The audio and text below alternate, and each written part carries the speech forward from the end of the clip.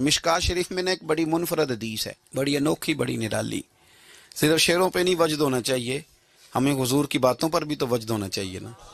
ہمارے طلباء نا اب کتاب و سنت کو اس ذوق سے نہیں پڑھتے جو صوفیاء نے ہمیں دیا ہے، اور عام پڑھنے والی عوام بھی اس ذوق سے نہیں پڑھتی، ورنہ بعض چیزیں ایسی ہیں جن پر ساری ساری رات روح وجد کرتی.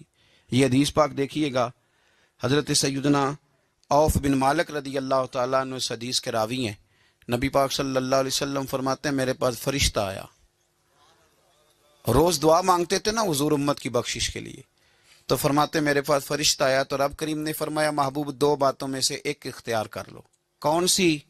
کہا محبوب یہاں تو وعدہ کرتے ہیں کہ آپ کی آدھی امت کو بخش دیا جائے گا، یہاں آپ یہ اختیار کر لیں کہ آدھی امت ابھی، اور یہاں آپ سفارش کا حق لے لیں، آپ قیامت میں سفارش کیجئے گا، آپ کا رب آپ کی سفارش کو قبول کر